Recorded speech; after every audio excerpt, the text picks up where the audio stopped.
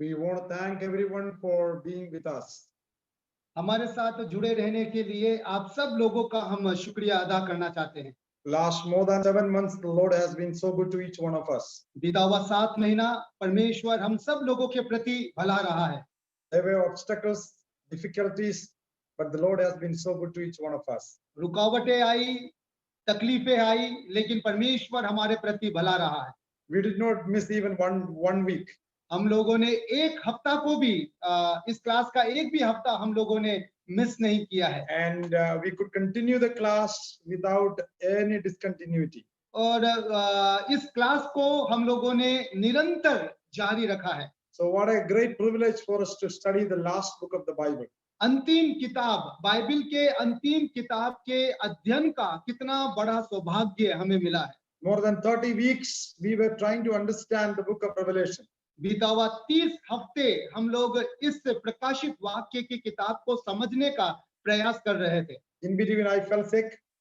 इस दरमियान मुझे बीमारियां आई। We had rain and storms. कई बार बारिश और आंधी तूफानें चली। We had network problems. कई बार नेटवर्क का समस्या रहा। And the Lord has been so good to each one of us. इन सब के बदौलत परमेश्वर, इन सब के बावजूद परमेश्वर हमारे प्रति भला रहा है। We have come to the last chapters of the book of Revelation. और इस प्रकार हम लोग प्रकाशित वाक्य की किताब का अंतिम अध्याय तक पहुंच चुके हैं। And the last class we are conducting it on Saturday instead of Sunday. और महज इत्तेफाक है कि इस अंतिम क्लास को हम रविवार के बजाय शनिवार को कर रहे हैं। And due to some unavoidable circumstances, we had to prepone for today.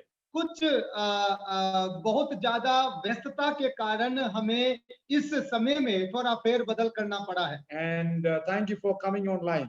हमारे साथ इस प्रकार ऑनलाइन में जुड़ने के लिए शुक्रिया। Those who missed this class today, the same will be available in YouTube tomorrow morning. और जो किसी कारणवश इस क्लास को मिस करेंगे, उन लोगों के लिए कल सुबह तक यह क्लास YouTube में उपलब्ध हो जाएगा। Chapter 21 and 22, 21 और 22 अध्याय, we have the New Jerusalem or the new heaven and new earth.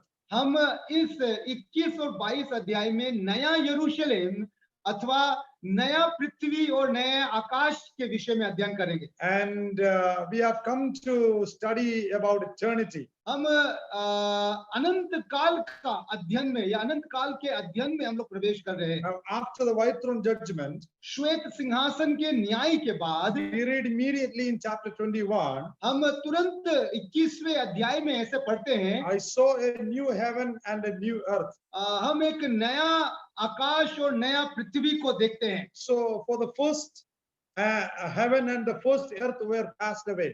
पुराना जो पृथ्वी है और पुरानी पृथ्वी और पुराना आकाश जाती रही। There is no more sea. अब और समुद्र या सागर नहीं रहेगा। And John says, I saw the holy city, New Jerusalem, coming down from God out of heaven. और यूहन्ना कहता है कि फिर मैंने पवित्र नगर अर्थात स्वर्ग से नया यरूशलेम को उतरते हुए अर्थात परमेश्वर की ओर से उतरते हुए देखा। Prepared as a bride adorned for her husband. और एक दुल्हन के समान अपने पति के लिए श्रृंगार किए हुए। So the city is compared as a bride. तो यहाँ पर जो शहर है वो उसे एक दुल्हन के समान उस दुल्हन के समान बताया गया है। So here we see that new heaven and new earth, and upon that new Jerusalem is coming down. और फिर हम लोग यहाँ देखते हैं नए आकाश और नई पृथ्वी और उसके ऊपर हम लोग नया यरूशलेम को उतरते हुए देखते हैं। And then in verse 3, उसके बाद तीसरे पद में I heard a great voice, और एक बड़ा शब्द मैंने सुना, and behold, the tabernacle of God is with men, देख परमेश्वर का डेरा मनुष्य के बीच में है and he will dwell with them. और वो उनके साथ डेरा करेगा। They shall be his people, वे उनके लोग होंगे and God himself shall be with them and be their God. और परमेश्वर आप उनके साथ रहेगा और उनका परमेश्वर होगा। This evening I want to tell you, my brothers and sisters, मेरे प्रिय भाइयों और बहनों, आज शाम को मैं आपको बताना चाहता हूँ, this is the desire of God from eternity to eternity. अनंत अतीत काल अरे अतीत अनंत काल से अनंत काल तक परमेश्वर का सर्वेच्छा यही थी। That God wants to dwell with men.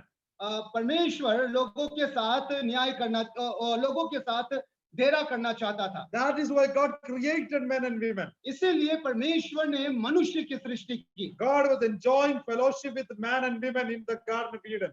Edan के बगीचे में परमेश्वर आदम और हव्वा के साथ एक सहभागिता में था। Because of sin, they were alienated from God. लेकिन पाप के वजह से उन लोगों में अर्थात परमेश्वर में और मनुष्यों के बीच में एक दूरी आ गई। That God wanted to come down to man. परमेश्वर मनुष्य के बीच में आना चाहता था। God wanted to have fellowship with men. परमेश्वर चाहता था कि मनुष्य के साथ सहभागिता रखे। But we read in Isaiah लेकिन यशायाह नबी के किताब में हम पढ़ते हैं that it is our sin that is separating from God. हमारे पाप ने, हमारे अपराध ने हमें परमेश्वर से दूर कर दिया है। So we see the tabernacle in the wilderness. हम मरुभूमि में हम टैबरनेकल को देखते हैं। And there God wanted to meet them. और वहां परमेश्वर उन लोगों से मुलाकात करता था। Later we see Solomon is building a temple in Jerusalem. और फिर बाद में हम देखते हैं कि सुलेमान परमेश्वर के लिए एक मंदिर बनाता है। God's glory was dwelling with God's people. परमेश्वर की महिमा परमेश्वर के लोगों के साथ वास करती थी। That temple was destroyed in 586 BC. 586 BC में वो मंदिर, उस मंदिर को तोड़ दिया गया। Then under the leadership of Zerubbabel, we see the second temple in Jerusalem. और फिर यरूबाबेल के नेतृत्व में हम दूसरी बार उस मंदिर को बनते हुए देखते हैं। That was decorated by Herod the Great.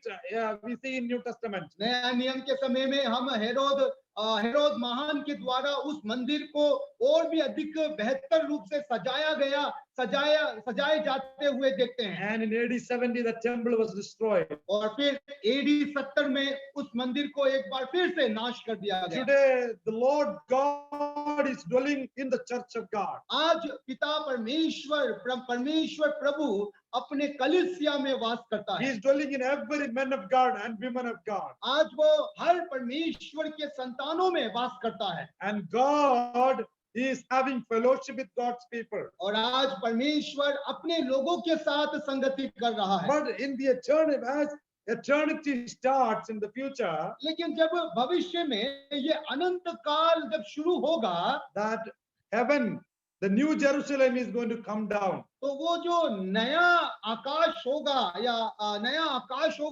या जो नया यरूशलेम होगा वो फिर उतर करके आएगा। Remember, याद रखना, we always say we go to heaven.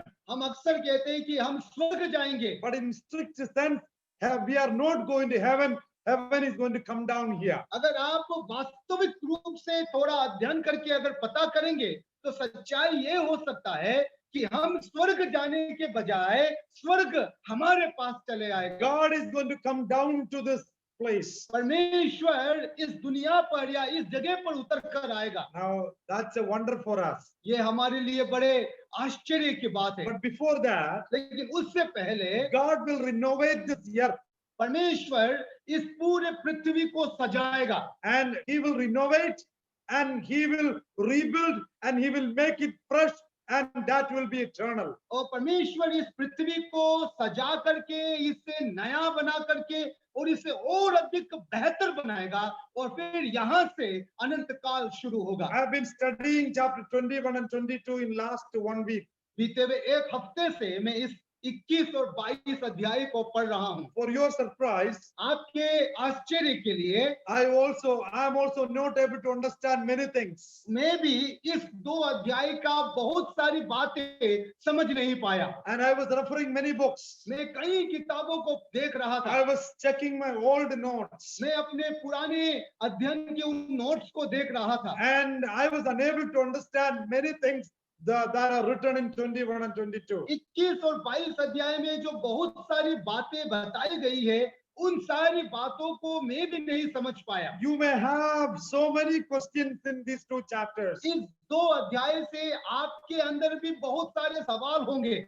No scholar will be able to give you a satisfactory answer for some of our questions. कुछ सवाल जो हमारे मन में हैं, उन सवालों का जवाब बाइबल के बड़े-बड़े पंडित भी आपको संतुष्टजनक उत्तर नहीं दे पाएंगे। Do you know what is the reason? मालूम है कारण क्या है? We are going to deal with eternity. क्योंकि यहाँ हम अनंत काल के साथ अनंत काल का अध्ययन कर रहे हैं। You and I are subjected to time, space and matter. हम लोग जब तक इस संसार में हैं, समय से, तत्व से और जगह के अधीन में हैं। We need these three things. हमें इन 3 चीजों की बहुत आवश्यकता है। If you study physics, अगर आप भौतिक विज्ञान पढ़ने वाले हैं, these three things are controlling us on this earth. तो इस संसार में रहते हुए ये 3 चीजें हैं जो हमें अपने नियंत्रण में रखते हैं। What are those? क्या है वो?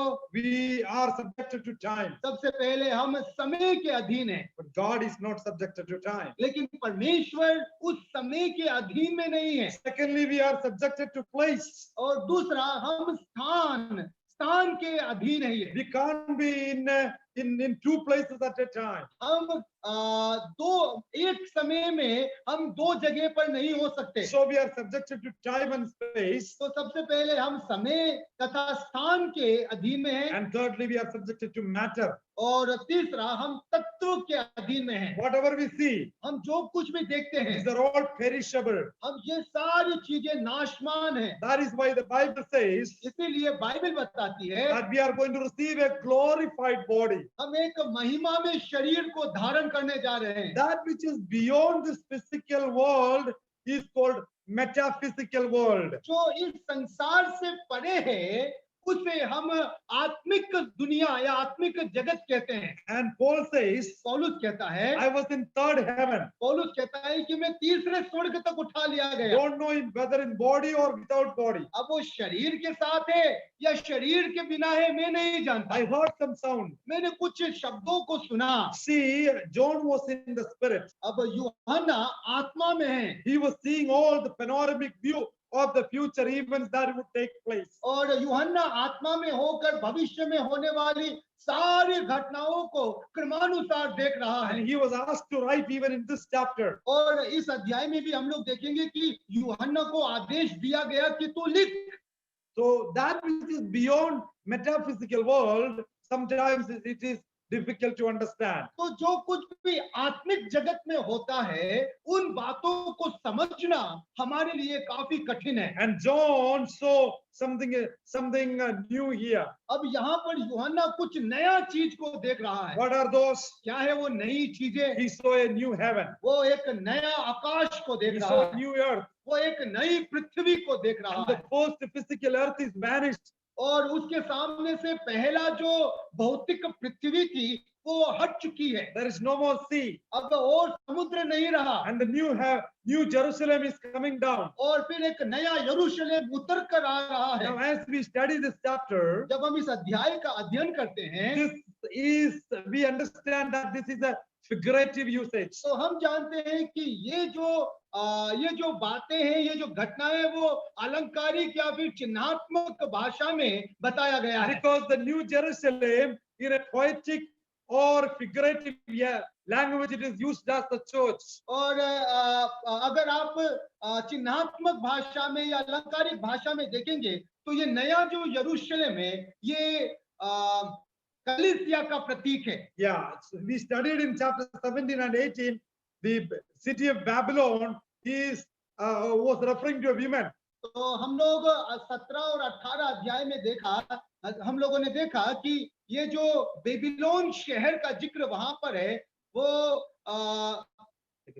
एक स्त्री के साथ उसको तुलना किया And we गया have था। learned that woman is referring to a worldly system. और फिर हम लोग ने देखा कि उस 17 और 18 अध्याय में जो स्त्री थी उसे एक शहर, एक देश के साथ उसका तुलना किया गया है। And that is the system, that is the religious system as a bride of the Antichrist. और वो जो एक प्रक्रिया था या एक क्रम था या एक सिस्टम था, वो ख्रिस्त विरोधी की दुल्हन के समान हम लोगों ने देखा। Here in chapter 21, यहाँ 21वें अध्याय में just understand that New Jerusalem is the bride of the bridegroom. और फिर आपको सिर्फ इतना समझने का दरकार है, जरूरत है कि ये जो नया यरूशलेम है, ये नया यरूशलेम दुल्हे का दुल्हन है। ये That is referred as the bride of the bridegroom, our Lord Jesus Christ. अब ये जो नया यरूशलेम है, हमारा उद्धारकर्ता प्रभु यीशु मसीह जो दुल्हा है, उसका दुल्हन है ये। Behold, the tabernacle of God is with men. देख, परमेश्वर का डेरा मनुष्य के बीच में है। Now God is with men.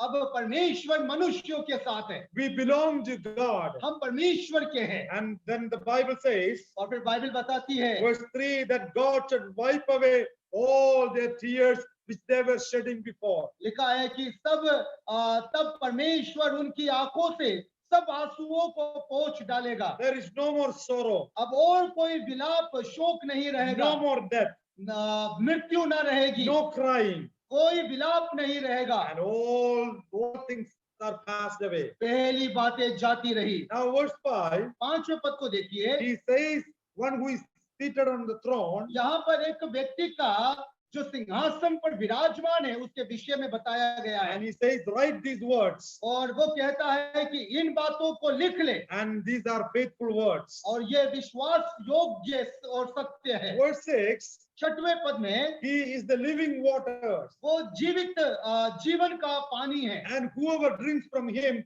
he will never thirst. और जो कोई जीवन जल से पिएगा वो और प्यासा ना रहेगा। And then we read in verse 7, और फिर 7वें पद में हम देखते हैं, one who overcomes, जो जे पाए he will be with the Lord, वो प्रभु के साथ रहेगा, and God will be belonging to him. और परमेश्वर उनका ठहरेगा। So God wants us to overcome. परमेश्वर चाहता है कि हम जे पाए। But in verse 8, लेकिन 8वें पद में there we see 8 groups of people. वहां पर हम 8 प्रकार के या 8 जनसमूह को हम देखते हैं। They are the opposite of the overcomers. जो जे पाता है उनका विपरीत है ये 8वें पद के लोग। They have the part in the lake of fire. और वे लोग भी उस आग की झील में डाल दिए जाएंगे। We see their list in verse 8 groups of people. 8वें पद में 8 जनसमूह को हम लोग देख सकते हैं। We shall read. हम उसे देखेंगे। प्रकाशित वाक्य 21वें अध्याय का 8वां पद। Yes. परंतु डरपोकों, अविश्वासियों, घिनौनों और हत्यारों और व्यभिचारियों और टोन्हों और मूर्ति पूजकों और सब झूठों का भाग उस झील में मिलेगा जो आग और गंधक से जलती रहती है। See, God is wiping the tears of God's people. देखिए, परमेश्वर अपने लोगों के आंसुओं को पोंछता है, And he wants every believer to be an overcomer. और वो चाहता है कि एक विश्वासी जे पाए। Then we see the list of people who are the part of the lake of fire. और फिर हम लोग 8वें पद में उन जनसमूहों को देखते हैं जिनका भाग आग की झील में होगा। And from verse 9 to chapter 22 verse 5, और फिर उसके बाद 21वें अध्याय उसके 9वें पद से लेकर के 22वें अध्याय उसका 5वें पद तक we see the description of the New Jerusalem. नया यरूशलेम का विवरण को हम लोग देखते हैं। How much is the size? उसका आकार कितना बड़ा होगा, Made up of what? किस चीज से बना हुआ होगा, Who will be there?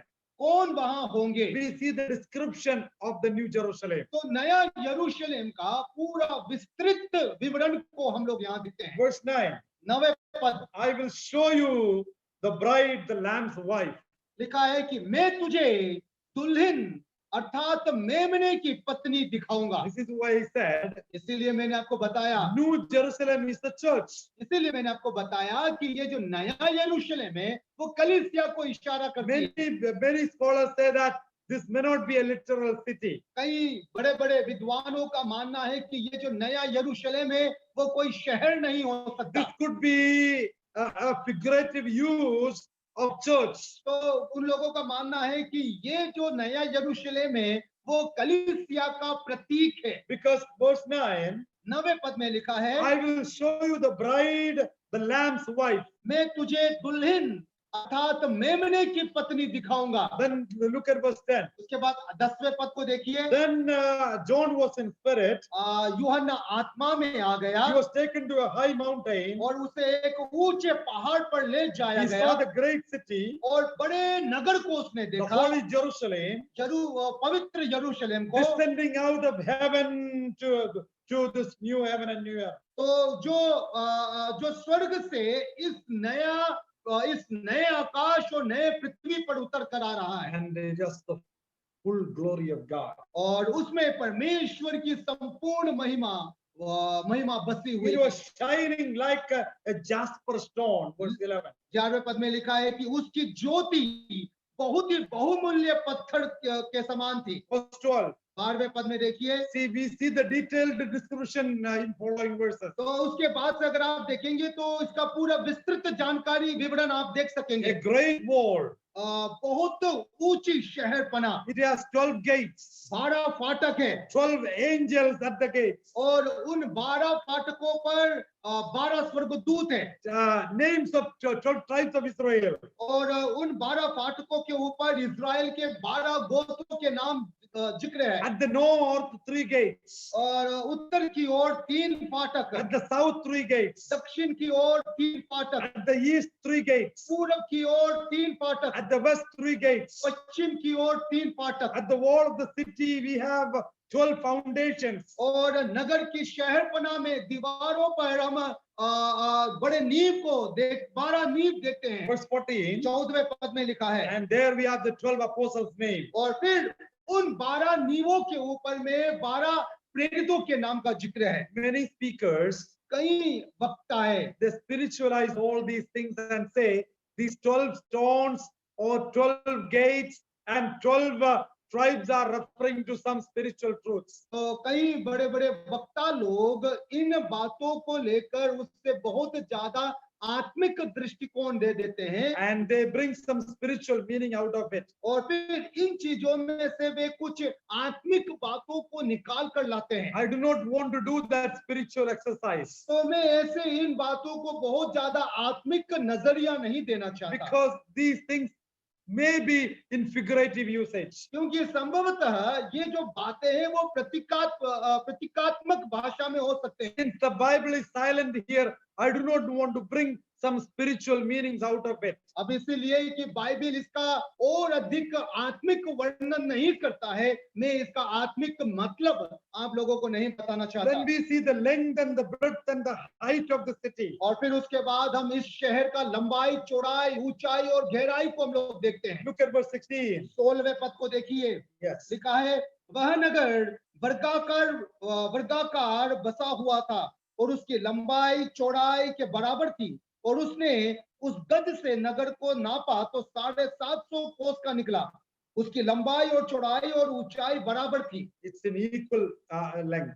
तो ये जो शहर है वो बिल्कुल बराबर नाप में है, A square city. एक बिल्कुल चौकोर शहर है ये। After measuring this, the size of the city, शहर के पूरे नाप के बाद scholars say that the size of city in human understanding is around 2,400 kilometers square. तो पंडित लोग इस शहर का नाप निकालने के बाद अध्ययन करते हुए बताते हैं कि इस शहर का जो आकार होगा वो 2,400 kilometre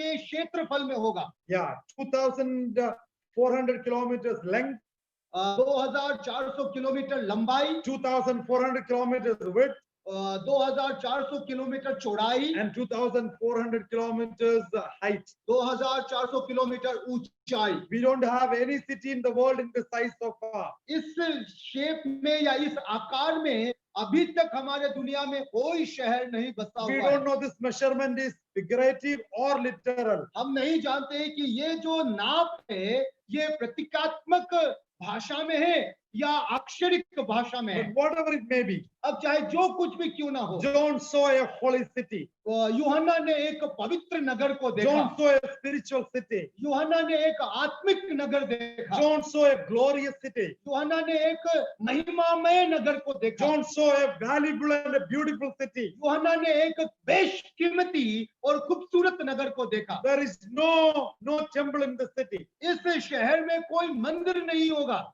There is no sun. कोई सूर्य नहीं होगा, There is no moon. कोई चंद्र, कोई चांद नहीं होगा। Light is not needed यहाँ पर जो प्रकाश की या लाइट्स का आवश्यकता नहीं because होगी, the Lamb of God is going to be the lamp of the city. क्योंकि परमेश्वर का मेमना इस शहर का ज्योति स्वयं होगा। Now we see the city is made of precious stones. और फिर उसके बाद हम इस शहर को बहुमूल्य पत्थर से सजा हुआ देखते हैं। Look at verse 19 and 20. 19 और 20 पद को जरा देखिए। We see the gates were 12 falls. और Verse हम 21. 21वें पद में देखते हैं कि 12 फाटकों पर 12 मोतियां थे। The street of the city was pure gold. लिखा है कि हर एक नगर की सड़क स्वच्छ कांच के समान शुद्ध सोने की थी। Now my question, मेरा सवाल, is there gold in heaven? स्वर्ग में सोने होंगे क्या? Is there glass in heaven? क्या स्वर्ग में कांच होंगे? Is there precious stones in heaven? स्वर्ग में क्या ये जितने भी बहुमूल्य पत्थर है वो होंगे? In our introductory class, हमारे परिचय के एक सत्र में we studied that हम लोगों ने अध्ययन किया था, there won't be any earthly thing in heaven. मैंने आपको बताया था कि स्वर्ग में कोई भी सांसारिक वस्तुएं ना होगी। It's a spiritual place. ये एक आत्मिक जगह है। These are mentioned so that you and I may understand that it's a valuable, beautiful and glorious place. ये इन बातों का जिक्र इसलिए किया गया है ताकि आप और मैं इस सच्चाई को समझ सके कि वो जो शहर है, वो जो नगर है, वो बहुत ही बेशकीमती, बहुत ही खूबसूरत और महिमा से भरा हुआ एक नगर होगा। I would say the place is more valuable than gold and precious stones. मैं बताना चाहता हूं कि वो जो नगर होगा इस संसार के सोने और चांदी और बहुमूल्य पत्थरों से कहीं अधिक बेशकीमती The होगी। city will be more costlier than the whole precious stones of the world. इस पूरे दुनिया का अगर बहुमूल्य पत्थर को इकट्ठा कर लिया जाए, उनसे भी कई गुना अधिक बहुमूल्य होगा वो नगर। Then why did John write these precious stones' name? तो क्यों यूहन्ना ने इन बहुमूल्य पत्थरों का जिक्र किया? He saw the glory of heaven. और उन्होंने परमेश्वर के महिमा को देखा। He saw the glory of the New Jerusalem. उन्होंने नया यरूशलेम के महिमा को He देखा। saw the value of this place. उन्होंने इस जगह का कीमत को देखा। He tried to put it in a human language so that you and I may understand it. और यूहन्ना ने उन बातों को हमारे मानवीय भाषा में इसलिए लिखा ताकि आप और मैं उनको समझ सके। There is no sun. वहां कोई सूर्य ना There होगा, is no moon. वहां कोई चांद नहीं The होगा। glory of God will lighten the city. परमेश्वर की महिमा से वो शहर, वो नगर जगमगाती रहेगी। Verse 24. 24वें पद में Normally, many students ask me this question. अधिकतर लोग मुझसे ये सवाल पूछते हैं, The nations or the Gentiles of them which are saved shall walk in the light of it. जाति जाति के लोग उसकी ज्योति में चले फिरेंगे। Where Gentiles in eternity? Some students have asked me this question. कुछ विद्यार्थियों ने मुझसे सवाल पूछते हुए कहा कि क्या स्वर्ग में अन्य जाति लोग भी होंगे? Now, this is not the Gentiles as today we see. अब यहाँ पर जो जाति जाति लिखे हैं हिंदी बाइबल में और अंग्रेजी बाइबल के अनुसार जो अन्य जाति शब्द का इस्तेमाल हुआ है, उस समय का अन्य जाति इस समय के अन्य जाति लोग नहीं हैं। And look at the second part of verse 24. 24वें पद का दूसरा भाग को The देखिए। kings of the earth do bring their glory and honor into it. लिखा है कि पृथ्वी के राजा अपने अपने तेज का सामान उसमें लाएंगे। Will there be kings in New Jerusalem? क्या नया यरूशलेम में राजा होंगे? This is simply telling that all people, all groups of people, all kinds of people will look at only one person, that is the Lamb of God. Everyone will worship him. और यहाँ पर 24वें पद का सिर्फ एक ही अर्थ ऐसा हो सकता है, या एक ही अर्थ है कि सारे जाति, सभी लोग और सारे राजा लोग सिर्फ एक व्यक्ति को, एक राजा को देखेंगे और वो है प्रभु यीशु मसीह। The gates of it shall not shut. और उसका फाटक कभी बंद नहीं होगा, There is no night. वहां रात ना होगी। And these people, everyone, will bring glory to the Lamb of God. और सभी मिलकर परमेश्वर के मेमने को महिमा देंगे। We see a river of water of life in New Jerusalem. और फिर नए यरूशलेम में हम जीवन के जल के सोते को देखते हैं। 22 verse 1. 22 अध्याय का पहला पद। And it is proceeding out of the throne of God. और ये जो जीवन के जल की नदी है, वे परमेश्वर के सिंहासन से होकर बहता है। We see in chapter 2 of Genesis, उत्पत्ति 2 अध्याय में हम देखते हैं and there was a river. एक नदी था वहां, In millennium there is a river. और 1000 साल का राजत्व में एक नदी होगी। And we see that Ezekiel talks about a river in millennium. और यजेकिएल की किताब में हम देखते हैं कि 1000 साल के राजत्व के दौरान एक नदी होगा। And Joel talks about a river of life. और जोएल की किताब में हम जीवन के नदी के विषय में पढ़ते हैं। Even after the captivity, Zechariah talks about a river of life. और फिर बंदित्व से वापस आने के बाद जकरिया जीवन के नदी के विषय में बातें करता In है। verse 2, दूसरे पद में we see a tree of life, यहाँ पर हम एक जीवन के वृक्ष को देखते हैं, river of water of life. और जीवन के जल के सोते, Then we have tree of life. और जीवन का वृक्ष। It's at the both of the river, both side of the river. और ये जो जीवन का वृक्ष है वो उस नदी के दोनों किनारे पर होगा। In the Bible, बाइबल में we see the tree of life in 4 places, जीवन के वृक्ष को हम लोग 4 बार देखते हैं। and one is in Eden. पहला है एदन के बगीचे में, Genesis chapter 2 verse 9. उत्पत्ति का किताब 2 अध्याय 9 पद। Second, in the millennium, और दूसरा 1000 साल के राजत्व के दौरान, Ezekiel 47 verse 12. एजेकिएल का किताब उसका 47 अध्याय का दूसरा पद। Thirdly, it is mentioned in Revelation chapter 2 verse 7. और तीसरा प्रकाशित वाक्य का किताब उसका दूसरे अध्याय का 7वें पद में है, And that is in paradise. और वो स्वर्गलोक में होगा। And finally, और अंत में Revelation chapter 22 verse 2. प्रकाशित वाक्य का किताब 22 अध्याय का दूसरा पद, It's in New Jerusalem. वो नया यरूशलेम में होगा। Now, there is no sickness there, यहाँ पर बीमारी नहीं है, but still लेकिन फिर भी there are different kinds of fruit out of this tree. और इस वृक्ष में से कई प्रकार के फल, 12 प्रकार के फल लगते हैं। And the leaves of the tree, the last part of verse 2, leaves of the tree were for the healing of the nations. और दूसरे पद का अंतिम भाग देखिए, लिखा है कि उस वृक्ष के पत्तों से जाति जाति के लोग चंगे होते हैं। Because of this verse, इस पद के अनुसार some people said this could be in millennium. कई लोगों का मानना है कि ये जो बातें हैं वो 1000 साल के राजत्व के दौरान का घटना है। But as we study chronologically chapter 20, 21 and 22, अगर हम 20, 21, 22 अध्याय, इन अध्याय को क्रमानुसार पढ़ेंगे, this is talking about eternity. तो ये जो 22वां अध्याय है वो अनंत काल के विषय में बातें करता है। Then there could be a question in your mind. तो एक सवाल आपके मन में उठ सकता है, If it is eternity, अगर ये अनंत काल है why healing is needed? तो चंगाई की आवश्यकता क्यों होगी? That's why some scholars say इसीलिए कुछ पंडित लोग, कुछ विद्वान लोगों का मानना है this could be talking about millennium, तो ये जो पद है वो 1000 साल के राजत्व का है, and the new heaven and new earth or the new Jerusalem is in somewhere as a satellite city. और फिर उन लोगों का मानना है कि ये जो नया यरूशलेम है या नया आकाश और नई पृथ्वी है वो किसी एक को दूसरे स्थान पर एक बसा हुआ शहर है। But I would say that is just a speculation. लेकिन मेरे अनुसार ये सिर्फ अनुमान लगा रहे हैं लोग। In eternity, anyway, healing is not needed. सही बात है, अनंत काल में कोई चंगाई की आवश्यकता ना होगी। Then there could be another question. तो एक और सवाल हो सकता है, Can people eat at that time? तो उस समय में क्या लोग, अनंत काल में लोग खाएंगे? Now, we do not know exactly. हमें नहीं पता क्या होगा, But in glorified body, Jesus ate.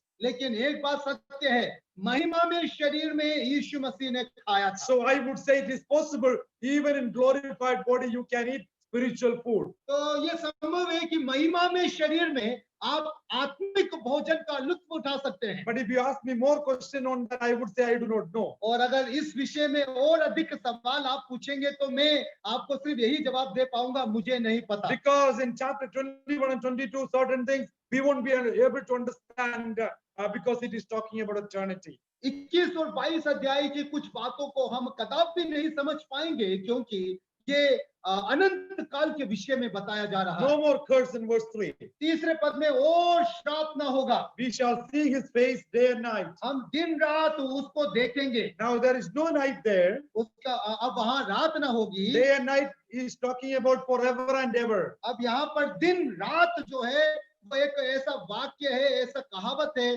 जिसका अर्थ होता है हमेशा। So from chapter 21 till 22 verse 5, 21वें अध्याय का 9वें पद से लेकर के 22वें अध्याय का 5वें पद तक we see the description of the New Jerusalem. तो हम नए यरूशलेम का विवरण को देखते हैं। So we are not going to heaven. तो हम स्वर्ग नहीं जाएंगे। So when we study chapter 21, we understand that the heaven came down to this new heaven and new earth. 21वें अध्याय को पढ़ करके हमें इस बात का आभास होता है, समझ में आता है कि स्वर्ग हमारे पास उतर के आएगा। And New Jerusalem is the bride of the bridegroom. और ये जो नया यरूशलेम है वो दुल्हे का दुल्हन है। Now from verse 6 onwards, 6वें पद से was till 21. 21वें पद तक These are closing words of the Bible.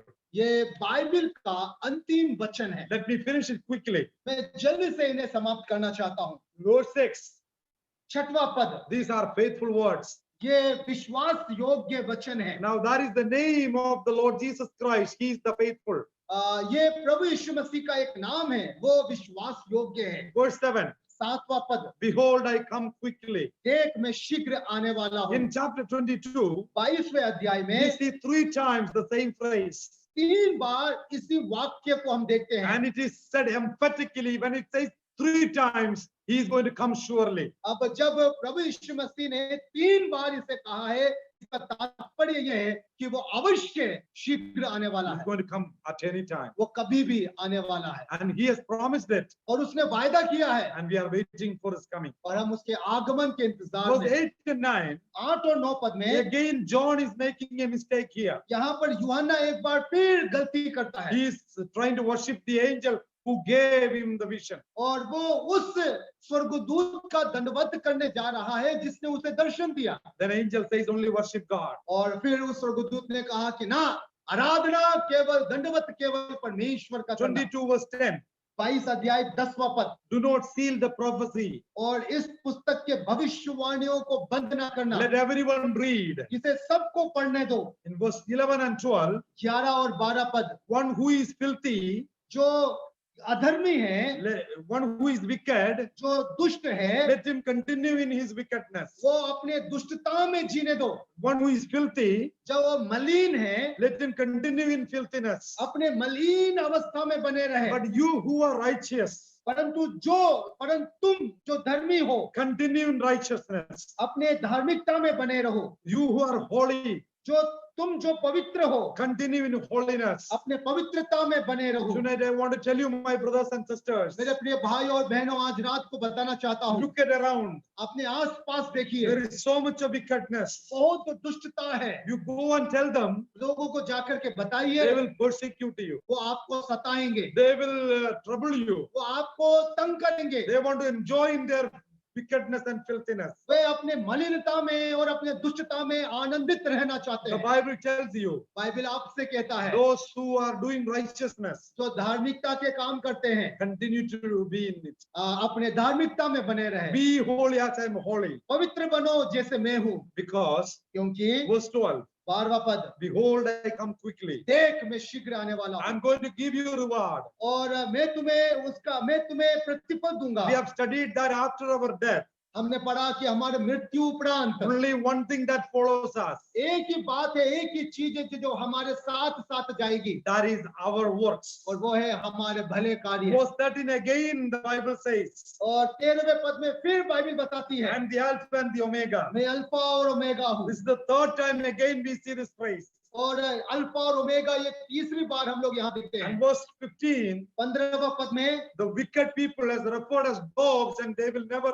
inherit the kingdom of God. दुष्ट लोगों को कुत्ते के साथ तुलना किया गया है और वे परमेश्वर के राज्य में कभी प्रवेश नहीं करेंगे। And verse 14, 14वें पद में that is the last blessedness mentioned in the book of Revelation. पूरे प्रकाशित वाक्य की किताब में ये अंतिम धन्य वचन है। And if we are doers of God's commandments, अगर हम परमेश्वर के आज्ञाओं का पालन करने वाले हैं, we will be blessed. हम धन्य हैं। Verse 16, 16वां पद, Christ is mentioned as the root and the offspring of David. और यहाँ पर प्रभु यीशु मसीह को दाऊद का मूल और उसका वंश बताया गया है। He is the morning star. तो सुबह का तारा, भोर का चमकता हुआ सितारा है। And verse 17, और 17वां पद, we will read verse 17. 17वें पद को देखिए, लिखा है आत्मा और दुल्हन Yeah, दोनों कहती है yes, आ, और सुनने वाला भी कहे yes, आ। yeah. जो प्यासा हो वो आए, और जो कोई चाहे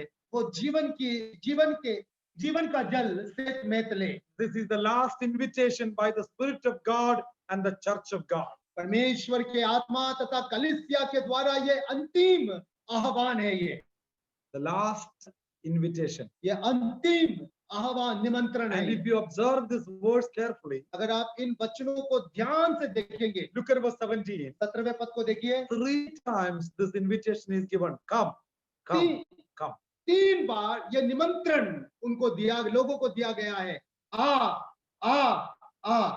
And let me tell you tonight, और मैं आपको कहना चाहता हूँ, this is the most beautiful word in the gospel. पूरे सुसमाचार में ये सबसे खूबसूरत शब्द है। If you read Matthew chapter 11 verse 28, मत्ती रचित सुसमाचार 11 अध्याय का 28 पद को अगर आप देखेंगे, and we see here in verse 11, chapter 11 verse 28, मत्ती रचित सुसमाचार उसका 11वें अध्याय का 28वें पद को जब आप देखोगे, what do we read here? वहां पर हम क्या पढ़ते हैं? Come unto me, मेरे पास आओ, all ye that labor and heavy laden, हे सब परिश्रम करने वाले और बहुत से दबे हुए I लोगों, will give you rest. मैं तुम्हें विश्राम दूंगा। Come, मेरे पास आओ, children come, बच्चों आओ, come, आओ, old people come, बुजुर्ग लोग आओ, come, आओ, middle-aged come, जो अधेड़ अवस्था में है वे आए, come, आओ, everyone come. सब लोग आओ, And this is the last invitation given in the Bible. आओ। ये अंतिम निमंत्रण है जो बाइबल में हम लोग देखते हैं 3 times. 3 बार, And this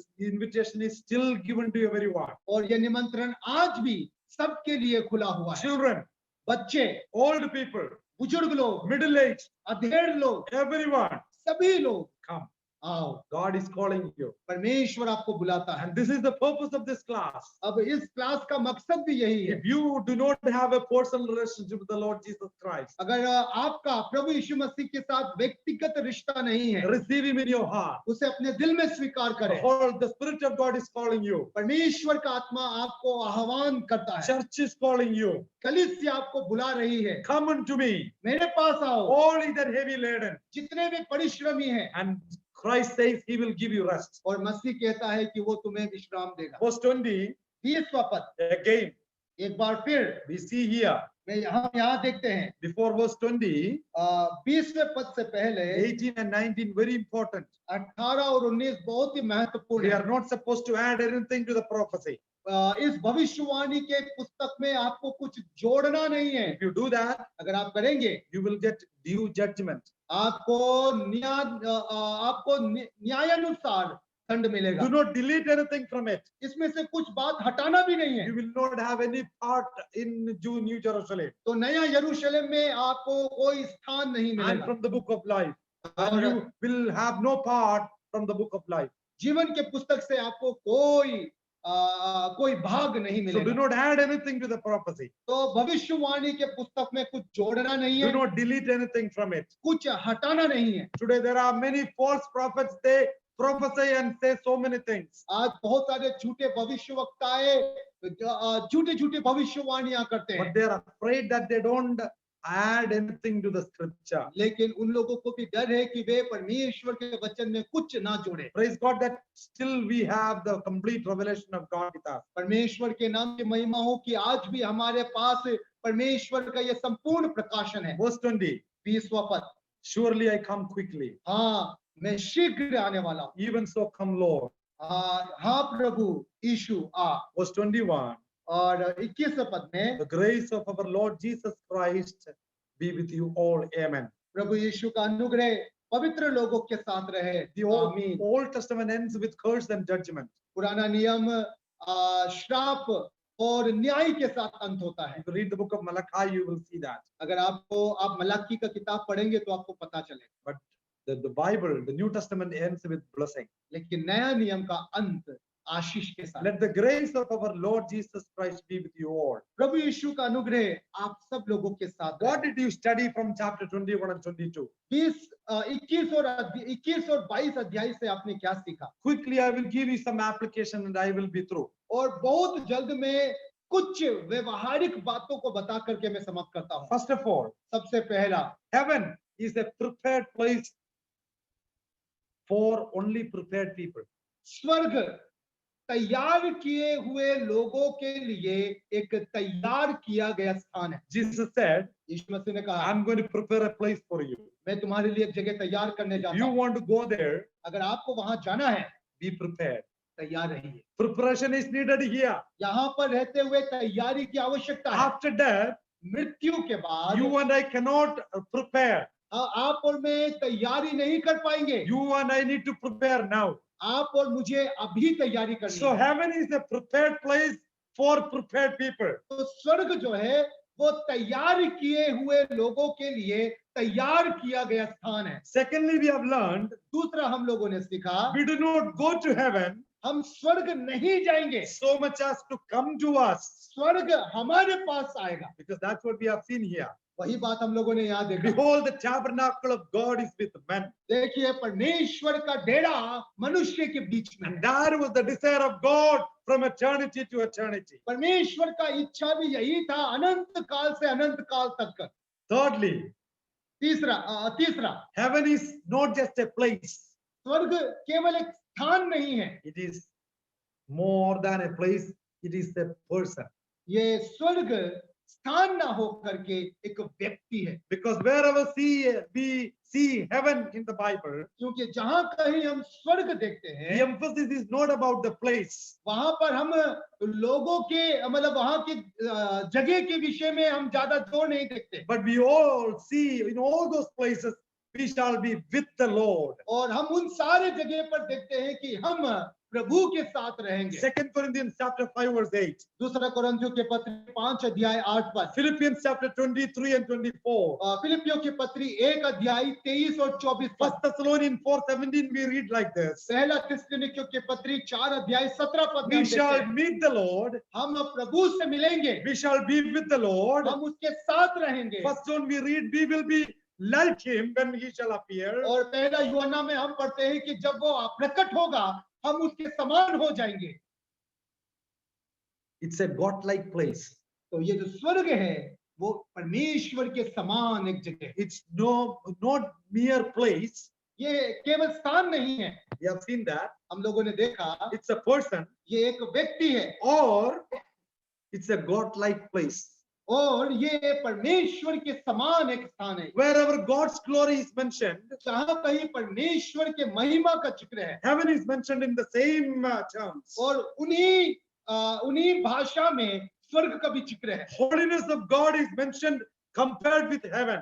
परमेश्वर के पवित्रता को स्वर्ग के साथ तुलना किया गया The है। beauty of God is mentioned and compared with heaven. परमेश्वर की सुंदरता को, खूबसूरती को स्वर्ग के साथ तुलना किया गया। Immortality of God is mentioned with heaven. परमेश्वर के अमरता को भी स्वर्ग के साथ तुलना किया गया। Light of God is mentioned with heaven. परमेश्वर का जो ज्योति है उसे स्वर्ग के साथ बताया गया है। Perfection of God is mentioned with heaven. और परमेश्वर का सिद्धता स्वर्ग के साथ दर्शाया गया है। Love of God is mentioned with heaven. परमेश्वर का प्रेम को स्वर्ग के साथ दर्शाया गया है। And joy of God is mentioned with heaven. और परमेश्वर का जो आनंद है वो स्वर्ग के साथ दर्शाया It's गया a place of rest. ये आराम का स्थान होगा। That doesn't mean that it is going to be an inactive place. तो आराम का स्थान होगा इसका कतई ये अर्थ नहीं है कि वो बिल्कुल निष्क्रिय एक जगह होगा। So now onwards, अब से we are not going to heaven. हम स्वर्ग न जाएंगे, Heaven is going to come down. स्वर्ग हमारे लिए नीचे उतर कर We आएगा। shall be with the Lord. हम प्रभु के साथ रहेंगे। What a joyful time it is. कितना आनंदमय समय होगा ये। New Jerusalem is going to come down. नया यरूशलेम उतर कर आ रहा है। And we are going to sing a song here. हम यहाँ एक गीत प्रस्तुत करेंगे। But we ask forgiveness from all of you. और लेकिन हम आप सब लोगों से क्षमा प्रार्थी है। In all these days we were listening English and Hindi songs. इतने समय से इतने क्लासेस में हम लोग हिंदी और अंग्रेजी गाना सुन रहे थे। But now tonight we are going to sing a Malayalam song which talks about the description of New Jerusalem. लेकिन आज शाम को हम एक मलयालम गीत गाने जा रहे हैं जो नया यरूशलेम के विवरण को दर्शाता है। And we know that heaven is a wonderful place. और हम जानते हैं कि स्वर्ग एक सुंदर जगह है। Filled with glory and grace. महिमा और अनुग्रह से भरा हुआ। And we are going to be with the Lord forever and ever. और हम हमेशा हमेशा प्रभु के साथ रहेंगे। And that is the meaning of the song. और उस गीत का अर्थ यही है। There is no darkness. वहाँ अंधकार ना होगा। There is no tears. वहाँ आंसू ना होंगे। There is no temple. वहाँ मंदिर नहीं है। No light is needed. वहाँ प्रकाश की आवश्यकता है। The lamp of God is going to be the lamp of the city of Jerusalem. मसीह जो परमेश्वर का मेमना है वो उस नगर का प्रकाश होगा। The words will be unknown to you. और ये जो गीत के बोल है शायद उस बोल के अर्थ न समझ पाएंगे। But please join us as we sing the song. लेकिन फिर भी आप इस गीत का लुत्फ उठा सकते हैं। And we want to thank all of you for attending this class. और हम आप सब लोगों का इस क्लास में हमारे साथ जुड़ने के लिए शुक्रिया अदा करते हैं। Except the first 4 classes, all of the classes are available in YouTube. पहले 4 क्लास के अलावा बाकी जितने भी क्लास है वो सारे क्लासेस YouTube में आपके लिए उपलब्ध है। We promise you within a month we will provide the notes for all of you. और हम आपसे वादा करते हैं कि अब से 1 महीने के अंदर में हम आप लोगों को इस क्लास का जो नोट्स है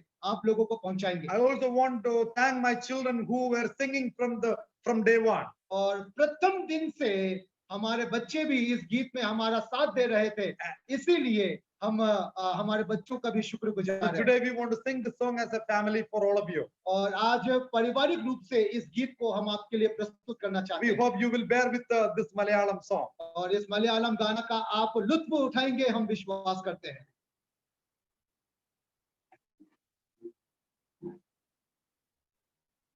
हम सर को धन्यवाद करना चाहते हैं और इस प्रकार हम लोग हमारे प्रकाश